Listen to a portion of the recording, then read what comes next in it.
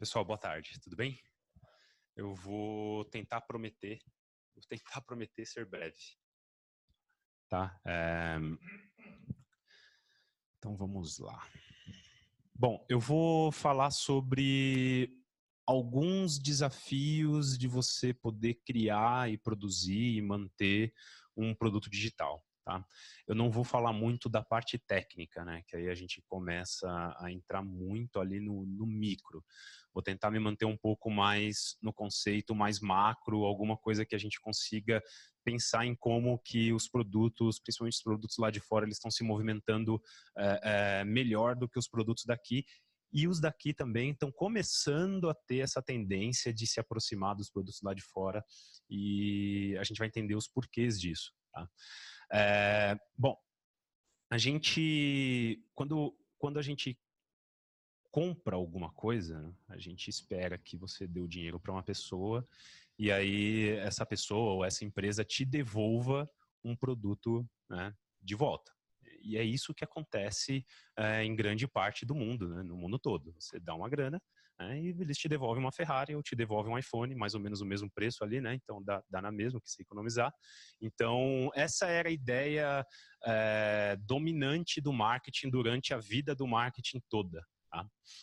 Então, a ideia é que toda a parte do marketing, a estrutura do marketing tô até falando torto, né? Do marketing se baseava nessa troca, né? Você dava uma economia e eles te davam um produto de volta. E quando a gente fala de produto, é engraçado que não tem como eu não pensar nesse cara aqui. E eu não sei se vocês já... Deu pau? Não. Aí. E eu não sei quantos de vocês conhecem esse comercial. Eu vi muitas vezes na manchete. E quando você começa a olhar um comercial desse, você entende o que é o marketing na essência, né? Aí você vê um cara pegando uma faca, cortando um frango e daqui a pouco ele vai cortar um tubo de cobre ou um sapato, né? Então, na verdade, eles estão mostrando aí onde exatamente fica o valor daquele produto, né? Então, você pega uma grana, dá essa grana para alguém e eles te devolvem um produto. E o valor está no produto final. Está naquilo que você adquiriu, está no bem adquirido. Está em você conseguir agora ter uma faca que corta tudo. Ou você ter uma Ferrari muito legal para mostrar para as pessoas, né? Então, o valor do produto, ele não está na utilidade em si, mas ele está no produto adquirido, né? Então, para as empresas fazerem isso, darem esse valor para o produto, eles começam a encher de características e formas de distribuição, como aquele produto foi feito, como que é o processo de produção daquele produto, como aquele produto é distribuído, como é a caixa daquele produto, e aí você começa a passar e dar valor para aquele produto exatamente por causa dessas fases, né? É por isso que quando você vê uma apresentação da Apple, né, você tem lá o John Ives falando que eles construíram o MacBook mais lindo de todos porque eles criaram um novo tipo de alumínio que eles foram pesquisar não sei aonde, etc. E você olha aquilo e você fala, cara, é sensacional, eu preciso de um notebook desse. Só que o sistema que vai rodar naquele notebook é o mesmo do sistema que você está rodando no seu notebook de 5 anos atrás. Então, na verdade, eles colocam o valor, né, eles imbuem o produto de valor exatamente por causa desse processo de produção, desse processo de marketing mesmo, né? Só que se você começa a pensar agora em produtos digitais, né, não tem muito isso, né? Eles não vão fazer uma pesquisa de um alumínio, um material novo, alguma coisa que eles encontraram na natureza, num lugar obscuro da África, que só eles sabem onde que está. Não é assim, né? Então, a gente começa a pensar agora de uma forma um pouco mais diferente do que o normal. E aí aqui vem uma pergunta. Para que você compraria, por exemplo, uma furadeira? Não é todo dia que você acorda e fala, cara, eu vou na Leroy Merlin, hoje eu vou comprar a melhor furadeira que tem, porque apresentaram ontem essa furadeira no evento para mídia e etc. Eu vou comprar a melhor furadeira que tem porque eu quero essa furadeira. Talvez tenha alguém que queira, né? Mas você compra uma furadeira, na verdade, você gasta caro para uma furadeira, não por causa da furadeira, mas na verdade porque você quer um furo na parede. Você chega lá, gasta R$ 450 para ter um furo na parede. para você ter, na verdade, a possibilidade de conseguir ter furos na parede a hora que você quiser, sem depender de uma furadeira, né? Na verdade, dependendo de uma furadeira, mas sem depender de que na casa do seu irmão, de alguém que tenha uma furadeira para poder te emprestar. Né? Então, quando a gente compra, né, a gente pode começar a fazer essa analogia para vários outros pontos da vida, né? Quando você compra um carro não para deixar na garagem e mostrar para todo mundo, a não ser que esse carro seja uma Ferrari. Né? Você compra um carro para ir e vir, para você conseguir viajar de fim de semana, para você fazer as suas coisas, ter um pouco mais de liberdade e não depender do transporte público. Ou quando você compra, sei lá, um celular. Né? Então, acho que a gente começa a pensar que o produto, na verdade, não é bem o que você está adquirindo ali, né? Você adquire, na verdade, o serviço. Né? Então, a importância, na verdade, do produto final, ela começa a se perder e ela começa a dar espaço às possibilidades que aquele serviço, que aquele produto te dá. Né? Então, é muito engraçado a gente começar a ver aí, tanto a 99, o Uber, o Cabify, todos essas empresas, essas startups crescendo, porque várias pesquisas começam a mostrar e a falar que agora os adolescentes e tudo mais, eles não têm mais um desejo de ter um carro. Tem gente que fala que não quer mais tirar carteira de motorista e realmente não precisa mais disso. Né? Porque eles sabem que eles podem sair daqui e ir para um outro lugar sem gastar 50 mil num carro, mas gastando, sei lá, 5, 6 reais, pegando, né, no aplicativo e escolhendo ali o cara que ele quer levar até lá. Então, assim, a ideia de você ter realmente um produto, né, ela começa a se perder. O marketing ela já vem agora virando um pouco a esquina ali, tendo mais ou menos essa ideia desde 2004. Tá? É um pessoal que começou a dar um nome de Service Dominant Logic. Então, em vez da ideia anterior de vamos colocar valor no produto final. A pessoa precisa adquirir um produto que foi fabricado e que esse produto ele vai ser vendido, ele precisa ser vendido no máximo de lucro possível e a gente tem que otimizar os custos para conseguir melhorar e etc e tal. Isso não vai mais existir, né? Então, a ideia é que a parte lógica do pensamento racional do marketing mude para serviço. Né? Então, esses dois, o Stephen Vargo e o Robert Lush, eles começaram a pensar nisso lá por meados de 2004 e começaram a ver exatamente de, cara, tá tudo mudando. Né? Essa coisa digital tá vindo e não tem mais volta, a internet, as coisas e tudo mais, e agora o valor não está mais atrelado exatamente ao produto final que ele adquire, mas está atrelado ao que aquele produto dá para ele de possibilidades. Quais são os serviços que a gente vai passar para o usuário final, exatamente porque ele está adquirindo da gente, ele está pagando a gente, não para ter um produto, mas ter um serviço. Tá? Eles têm ali algumas comparações entre a ideia anterior e a ideia nova, né? Depois eu posso passar o link para vocês. Eles são divididos ali em 14 fundamentos, eles pegaram toda essa ideia de serviço, dividiram em 14 fundamentos, e dentro desses fundamentos tem 5 regras que são regras mais específicas e básicas ali, são as regras que regem esse pensamento. E a regra 3, eu acho interessante porque ela é uma que mostra que, na verdade, as empresas elas não estão mais sozinhas. Elas estão começando a colocar agora, e para quem mexe com tecnologia isso já é muito antigo, né? Elas estão começando a colocar agora o ser humano no centro, né? O usuário no centro.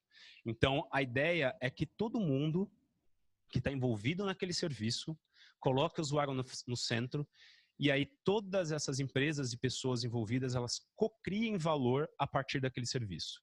Principalmente as empresas envolvidas no serviço. Então, veja, o core do Airbnb, embora ele seja a maior rede hoteleira do mundo, eles não têm hotel nenhum, eles não sabem gerenciar hotel nenhum. Eles não têm pessoas dentro dos hotéis lá servindo o café da manhã e etc, limpando os quartos e organizando os quartos. Não, eles não fazem isso. Então, porque eles não precisam. Tá? A mesma coisa para todos os outros serviços que a gente usa. Acontece que essas empresas, elas contam com outras empresas, com outras pessoas, para transformar realmente tanto esse valor, para co-criar valor, mas para transformar ali o ambiente deles numa plataforma e numa rede. né? Então a gente começa a pensar a sair de uma empresa que cuidava exatamente ali de um pipeline completo, né, dos seus produtos, eles começam agora a dividir um pouco a responsabilidade com outras pessoas e com outras empresas. E aí a gente começa a criar, né, uma plataforma, começa a criar uma rede. Tá? As coisas mais básicas que a gente entende desses aplicativos aí é que você tem ali um produto, né, que você une duas pontas. Né? Você une os usuários que querem alguma coisa e você une as pessoas que têm essa coisa para poder passar para os usuários. E aí a gente pode dar vários exemplos. O Mercado Livre é assim, por exemplo. Você pode dar vários exemplos, por exemplo, para a Amazon ou Spotify. Você tem um monte de gente interessada em música ali, e aí o Spotify dá um acesso, dá um meio, né, para que essas pessoas consigam ter acesso àquela música. Né?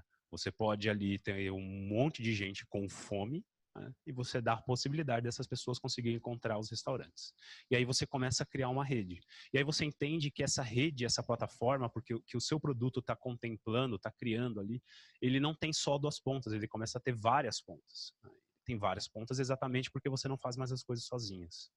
E aí você começa a entender que fica tudo mais parecido com isso aqui. Isso aqui foi o que fiz.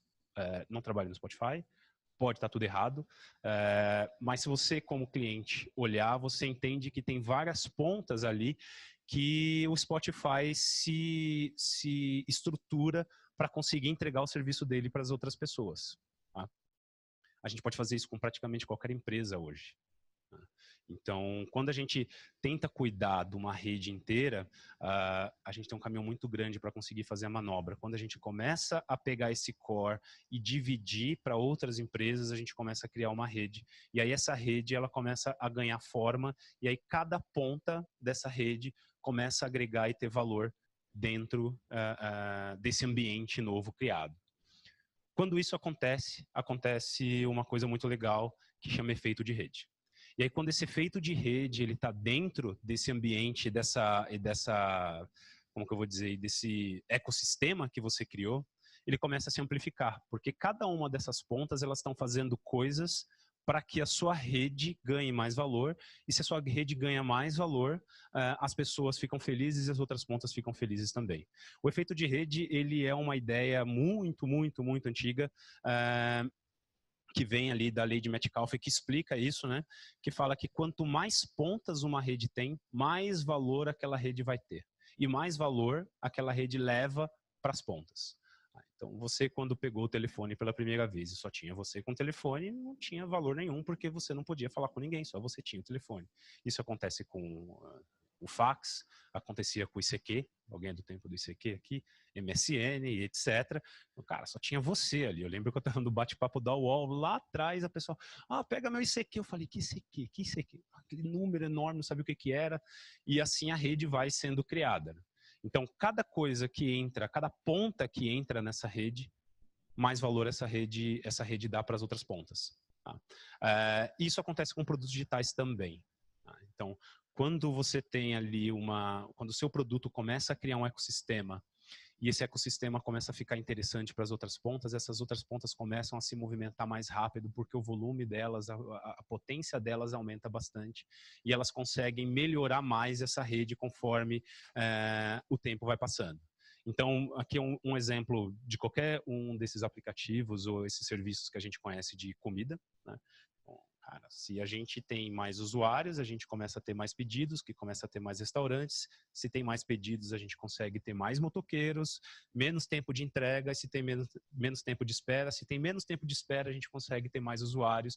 E aí essa rede começa um ciclo infinito. E quanto mais coisa tem, a gente mais valor vai dando, mais valor vai agregando, e você pode colocar mais coisas aqui em volta para conseguir ter essa potencialização da sua rede um pouco mais afinada, tá? Isso aqui também não é uma ideia nova. Isso aqui, a primeira vez que o pessoal conseguiu ver isso de verdade sendo aplicado, foi desse desenho que é do David Sachs, que ele fez isso num guardanapo. Isso aqui explica só uma das pontas da rede do Uber, que é a parte dos motoristas. Então, quantos mais motoristas eles têm, mais cobertura eles têm geográfica, eles vão conseguir pegar as pessoas mais rápidas e isso vai gerar mais demanda. E aí ali vai ter menos tempo de espera, você vai conseguir diminuir mais o valor e aí vai ter mais demanda. E aí o que acontece? Você começa a ter, invariavelmente, essa outra ponta, e a gente nem está vendo dos usuários do outro lado, né? Essa ponta aqui dos drivers, né, dos motoristas, vai crescendo, vai aumentando e você vai ter que lidar com um problema que é, cara, tem muito motorista e tem motorista ocioso. O que você faz com isso? E daí você começa a agregar mais serviço. Aí você cria o Uber Eats. E aí você cria outras coisas, para você conseguir pegar esse tempo ocioso da sua massa e começar a usar para outra coisa. Quando a gente começa a pensar nisso tudo, né? Legal, bacana. A gente começou um movimento muito grande de marketing ali, tudo indo ali nos meandros do serviço, e aí vira uma rede, plataforma e etc. A gente tem que começar a medir isso de uma maneira mais eficiente. Tá? E nessa maneira mais eficiente, você começa a pensar e falar, cara, tem números aqui que não faz mais sentido. Então, por exemplo, o que muitas empresas fazem? Eu tenho aqui 1 milhão de usuários que se logaram hoje. 1 milhão é bastante coisa. Quantos usuários conseguiram terminar uma tarefa? Então, esse é o número que importa para as empresas de produto. Quantas pessoas conseguiram realmente chamar um táxi, entrar no táxi e chegar no destino final? Não importa se tem 1 milhão de pessoas fazendo login no seu aplicativo, se 2 delas conseguiram fazer essa tarefa. Então você começa a pensar que você tem muito mais valor em métricas de engajamento do que métricas de vaidade, que são só esses números que servem para você conseguir entender o tamanho do negócio, talvez, ou ali da potência que tem, né, o potencial que tem ali do seu negócio, ótimo, legal. Tem uma fase dos investidores que eles querem só ver isso, né? Eles querem saber, cara, beleza, quantos usuários você tem na base? Quantas pessoas estão se logando? Quantas pessoas baixaram seu aplicativo? E assim por diante, porque isso dá corpo, né? Mas quantas dessas pessoas realmente conseguiram clicar no botão e clicar no outro num determinado ciclo de tempo? Então, eu trabalhei um bocado de tempo em corretora.